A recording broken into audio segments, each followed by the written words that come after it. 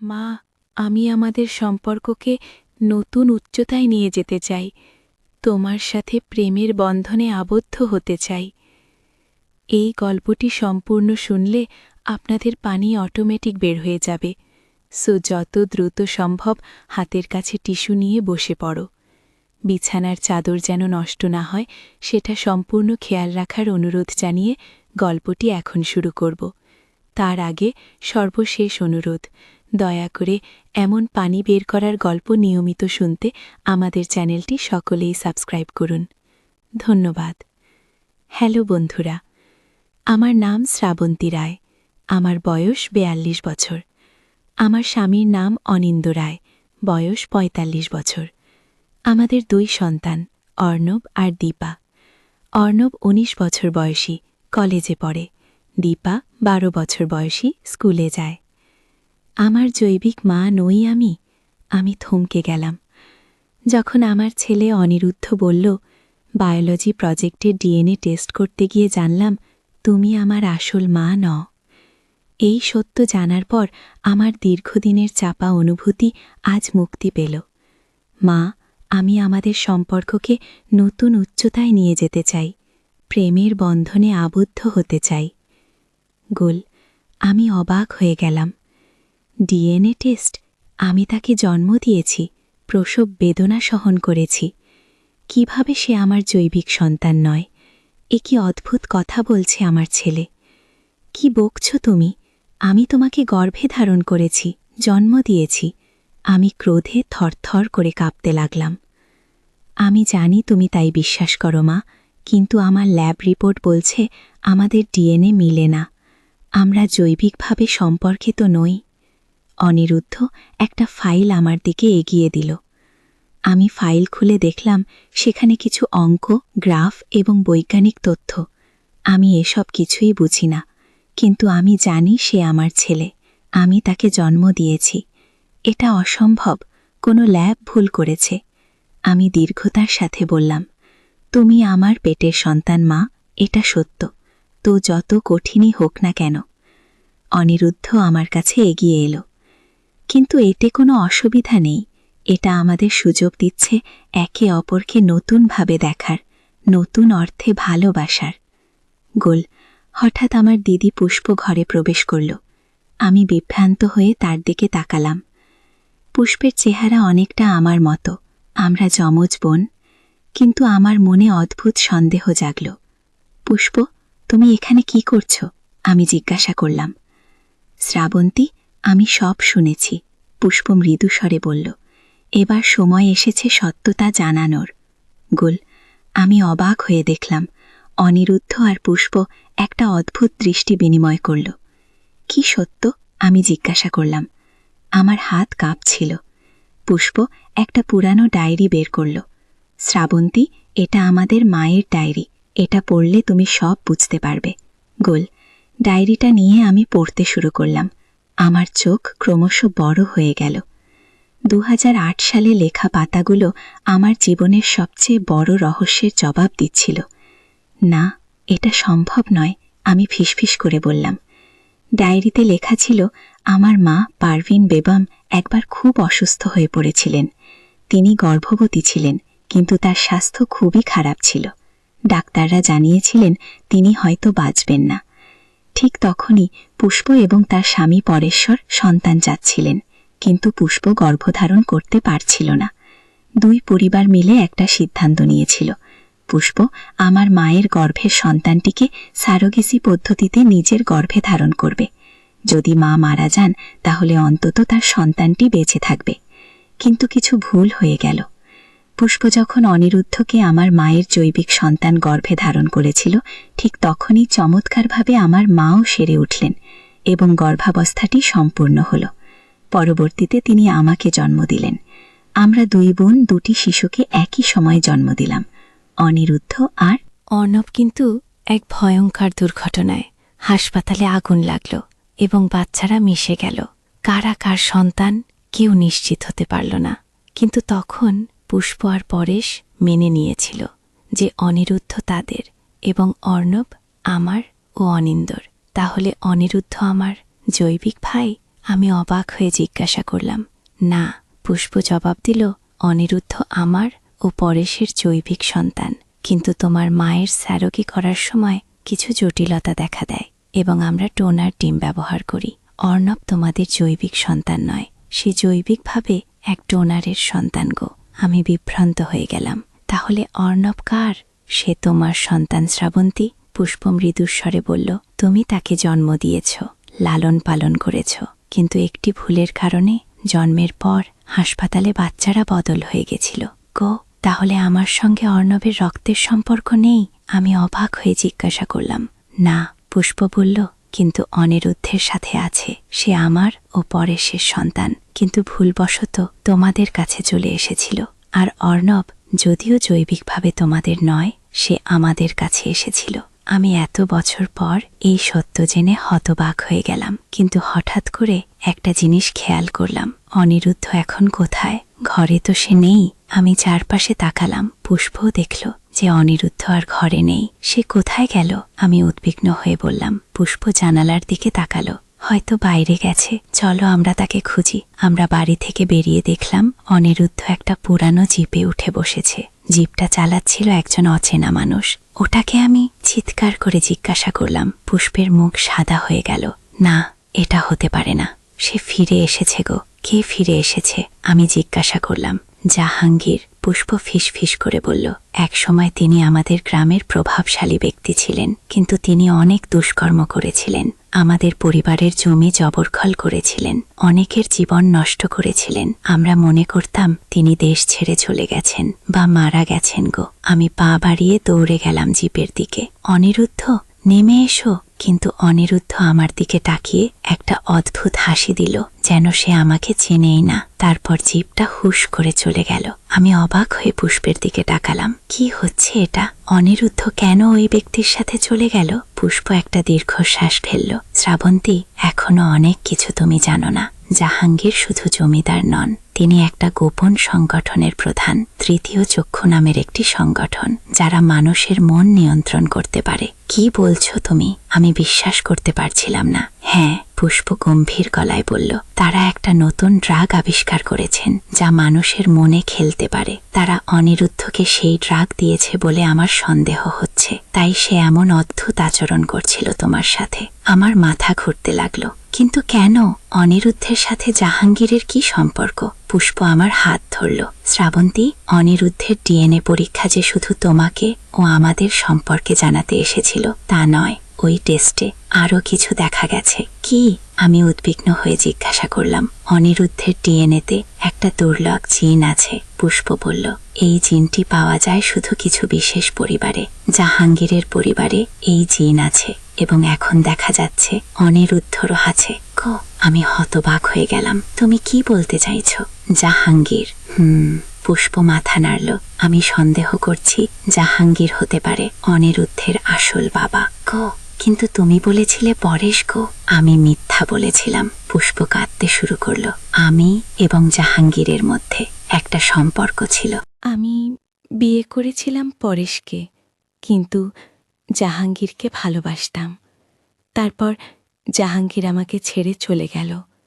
আমি জানতাম না আমি গর্ভবতী ছিলাম। যখন জানলাম, তখন পরেশকে বললাম যে সন্তানটি তার। অনিরুদ্ধ জাহাঙ্গীরের সন্তান গো।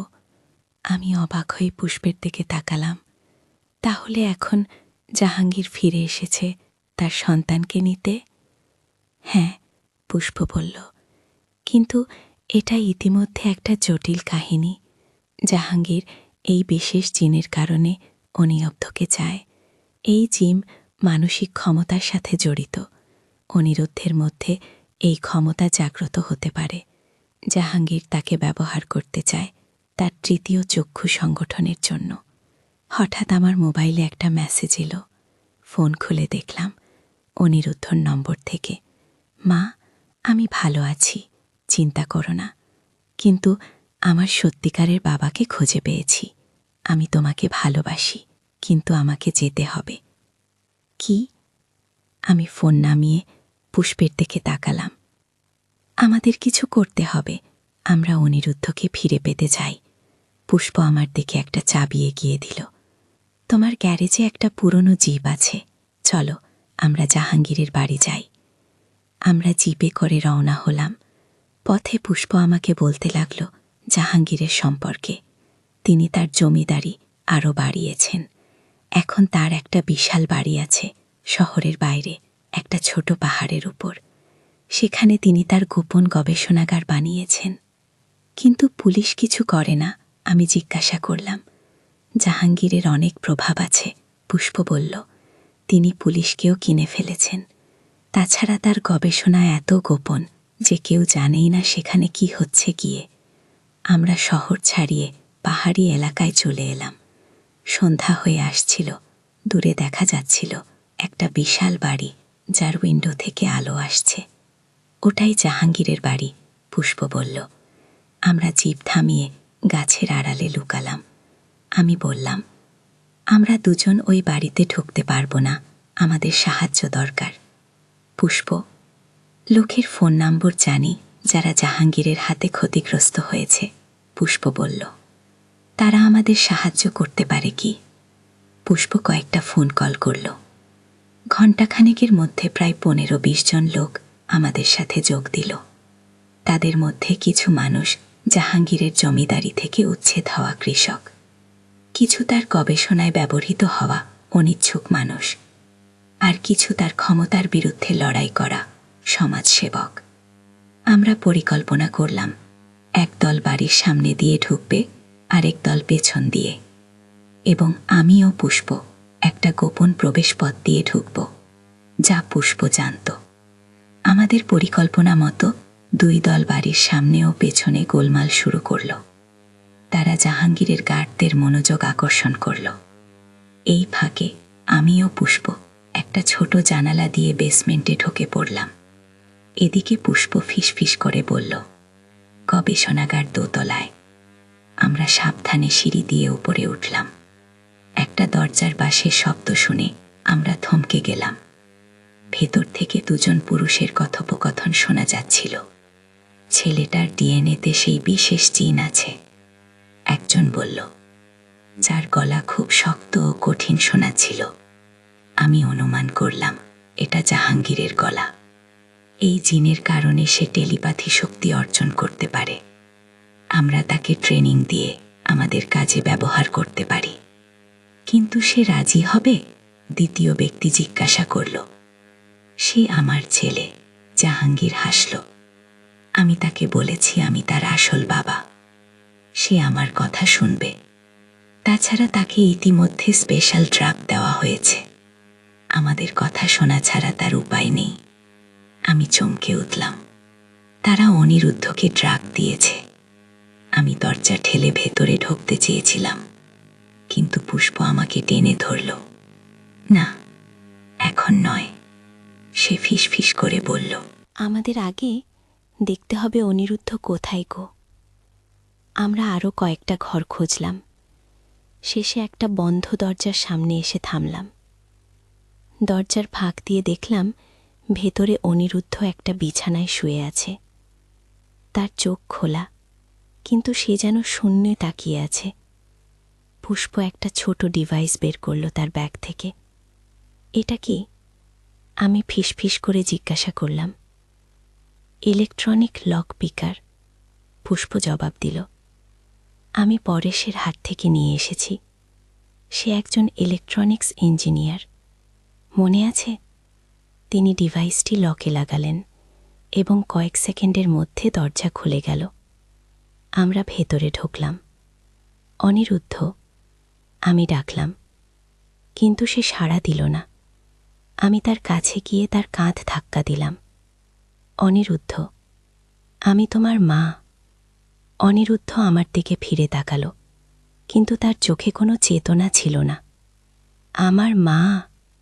সে যেন আমাকে চিনতে পারছে না। পুষ্প ঘরের চারপাশে খুঁজছিল। সে একটা টেবিলের ওপর কিছু ভায়েল দেখতে পেল। এগুলোই সেই ড্রাগ হতে পারে যা তারা তাকে দিচ্ছে গো। হঠাৎ একটা আলার্ম বেজে উঠল। আমাদের ধরা পড়ে গেছে। আমি চিন্তা করলাম, চলো, আমাদের এখান থেকে অনিরুদ্ধকে নিয়ে যেতে হবে। পুষ্প অনিরুদ্ধর একটা হাত ধরল। আমি আরেকটা হাত ধরলাম। আমরা তাকে টেনে বিছানা থেকে নামালাম। চলো অনিরুদ্ধ, আমি বললাম, আমরা তোমাকে বাড়ি নিয়ে যাচ্ছি গো।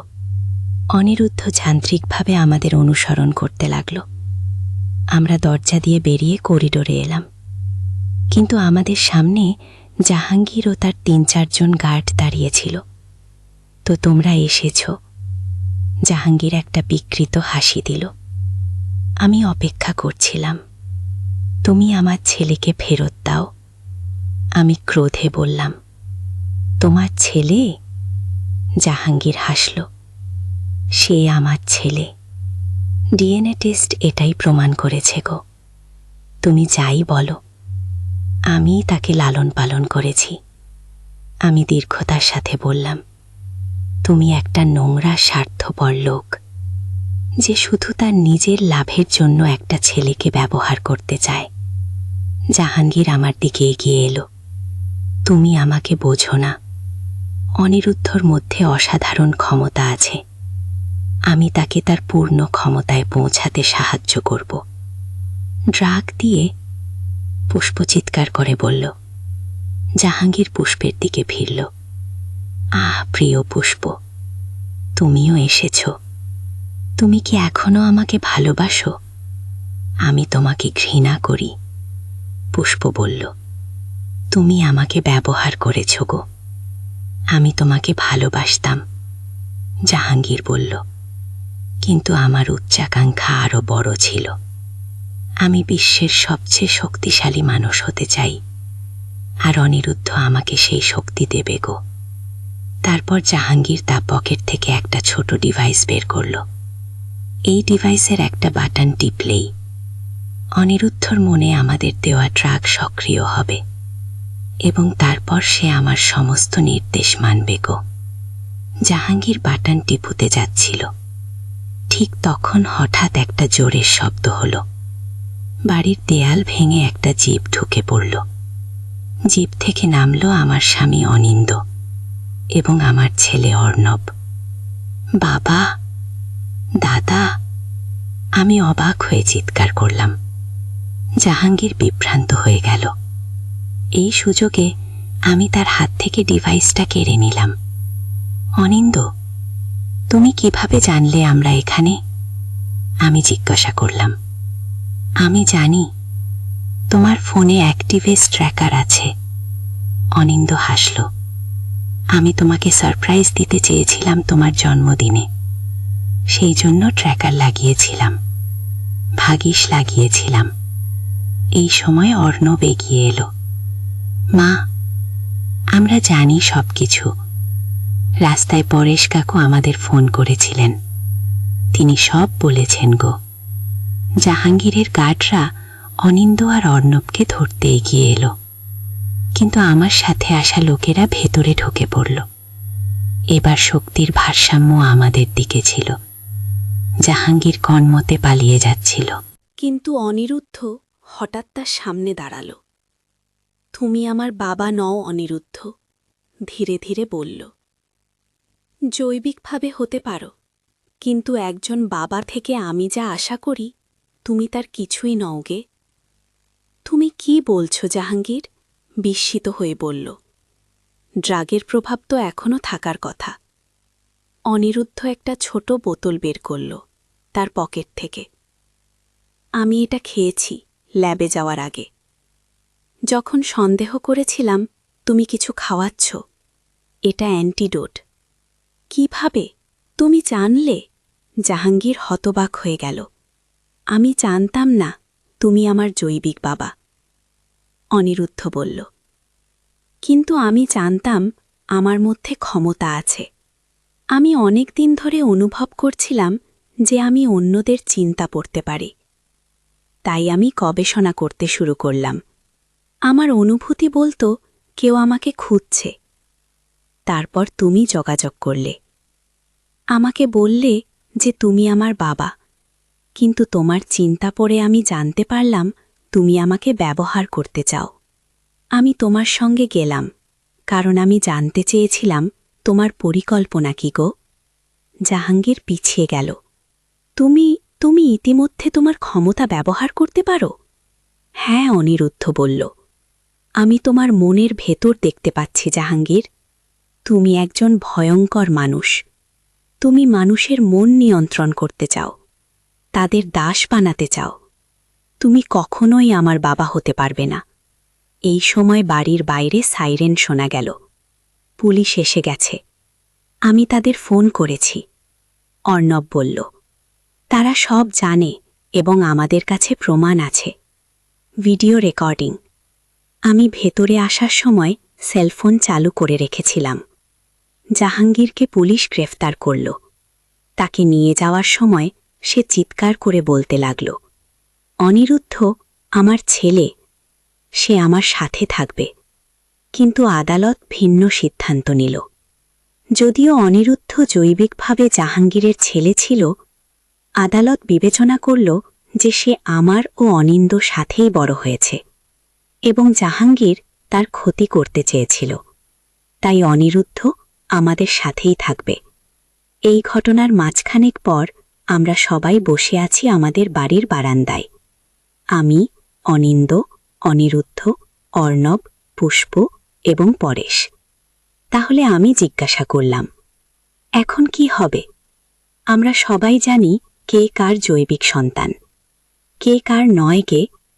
অনিরুদ্ধ হাসল। আমার কাছে এটা কোনো ব্যাপার নয় মা। তুমি এবং বাবা আমাকে লালন পালন করেছ, বড় করেছ। তোমরাই আমার আসল বাবা মা গো। অর্ণব মাথা নাড়ল। আমিও তাই মনে করি। আমি পুষ্প কাকিমা এবং পরেশ কাকুর জৈবিক সন্তান হতে পারি, কিন্তু তোমরাই আমার বাবা মা গো। পুষ্প আমার হাত ধরে বলল, শ্রাবন্তী, তুমি আমার বোন। আমরা একে অপরকে কখনো হারাব না গে। কিন্তু অনিরুদ্ধর ক্ষমতা সম্পর্কে? অনিন্দ্য জিজ্ঞাসা করল। সে সত্যি অন্যদের মন পড়তে পারে? অনিরুদ্ধ মৃদু হাসল। হ্যাঁ, কিন্তু আমি নিয়ন্ত্রণ করতে শিখেছি এবং আমি এটা ভালো কাজেই ব্যবহার করব। আমি মানসিক রোগীদের সাহায্য করতে চাই। যারা কথা বলতে পারে না তাদের বোঝাতে চাই। অনিন্দ্য হাসল। তুমি একজন ভালো ছেলে অনিরুদ্ধ। আমরা তোমাকে নিয়ে গর্বিত। সেদিন সন্ধ্যায় যখন আমরা সবাই ঘুমাতে যাচ্ছিলাম, অনিরুদ্ধ আমার ঘরে এলো। মা, সে বলল, জাহাঙ্গীর আমার জৈবিক বাবা হতে পারে, কিন্তু আমার আসল পরিবার হলো তোমরা। এই ঘটনা আমাদের আরও কাছাকাছি এনেছে। আমি তোমাকে এবং বাবাকে আরও বেশি ভালোবাসি এখনো। আমি তাকে জড়িয়ে দিলাম। আমার চোখে জল এসে গেল। আমরাও তোমাকে ভালোবাসি বাবা। তুমি সবসময় আমাদের ছেলে হয়েই থাকবে গে। সেই রাতে আমি ভাবছিলাম, কত অদ্ভুত এই জীবন। রক্তের সম্পর্ক, জৈবিক সম্পর্ক, এগুলো কি সত্যিই গুরুত্বপূর্ণ, নাকি আসল সম্পর্ক তৈরি হয় ভালোবাসা, যত্ন আর সময় দেওয়ার মাধ্যমে? হ্যাঁ, অনিরুদ্ধ আমার জৈবিক সন্তান নয়, কিন্তু সে আমার হৃদয়ের সন্তান।